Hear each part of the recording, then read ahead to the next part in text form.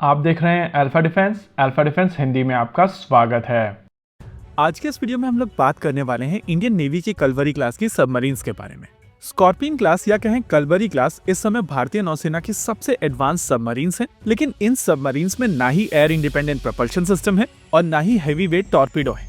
यानी कि ये सबमरीन्स एडवांस होने के बावजूद भारतीय नौसेना को वो एज नहीं देती हैं जो भारतीय नौसेना इन सबमरीन्स के साथ में एंटिसिपेट कर रही थी। देखिए, प्रोजेक्ट 75 के तहत जब भारतीय नौसेना की तरफ से ये सबमरीन्स एक्वायर की गई थी तो फ्रांस ने अपना मेस्मा एआईपी भारत को ऑफर किया था, लेकिन मेस्मा एआईपी में बहुत सारे मूविंग पार्ट्स हैं और इसी वजह से इस एआईपी को डिप्लॉय करने के बाद में सबमरीन में नॉइस होती है।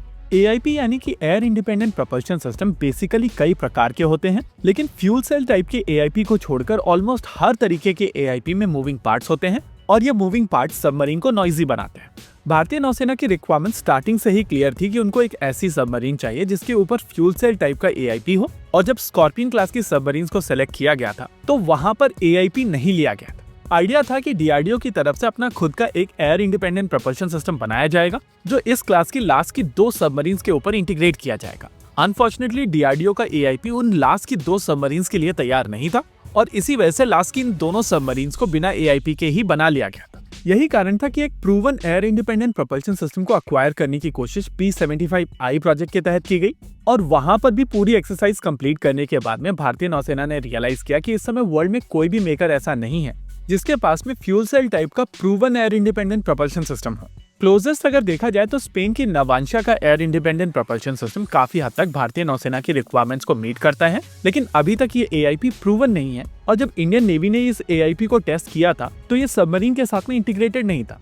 वहीं अगर थीसेनक्रॉफ्ट मरीन की बात की जाए तो इस समय कंपनी की फाइनेंशियल कंडीशन सही नहीं है। इसके अलावा रिफॉर्मर के साथ में एयर इंडिपेंडेंट प्रोपल्शन सिस्टम अभी तक उनका भी टेस्टेड नहीं है। वैसे उनका एयर इंडिपेंडेंट प्रोपल्शन सिस्टम काफी पहले से काम कर रहे हैं और कई सारे प्लेटफॉर्म्स के ऊपर मौजूद है, लेकिन वो एयर इंडिपेंडेंट प्रोपल्शन सिस्टम किसी भी तरीके के रिफॉर्मर का प्रयोग नहीं करता है।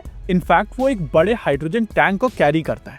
आई एम श्योर आप में से ज्यादातर लोगों को पता होगा कि रिफॉर्मर एग्जैक्टली करता क्या है, लेकिन बाकी दूसरे लोगों के लिए मैं यहाँ पर बता देता हूँ कि हाइड्रोजन को ऑनबोर्ड जनरेट करने के लिए रिफॉर्मर का प्रयोग किया जाता है, जिसके चलते आप एक बड़े हाइड्रोजन टैंक को नहीं कैरी करते। डीआरडीओ के एयर इंडिपेंडेंट प्रोपल्शन सिस्टम में इन सभी चीजों का प्रोविजन है और ये एग्जैक्टली भारतीय नौसेना के रिक्वायरमेंट के हिसाब से बनाया गया है।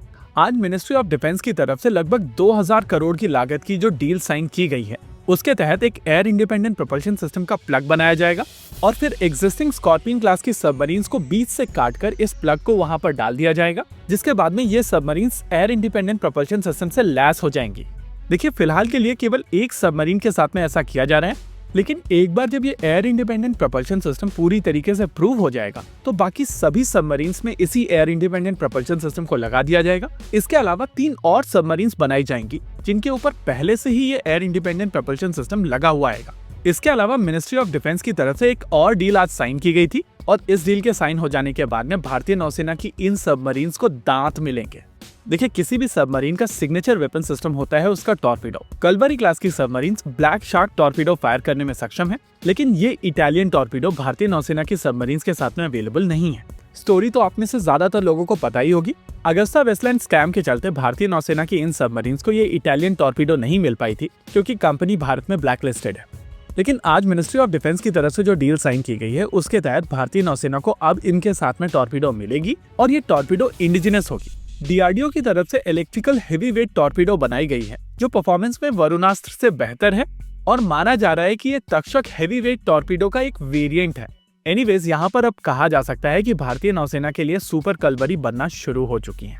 इसी के साथ आज के इस वीडियो में रखते केवल इतना ही। वीडियो को अंत तक देखने के लिए धन्यवाद। देखते रहिए अल्फा डिफेंस। जय हिंद।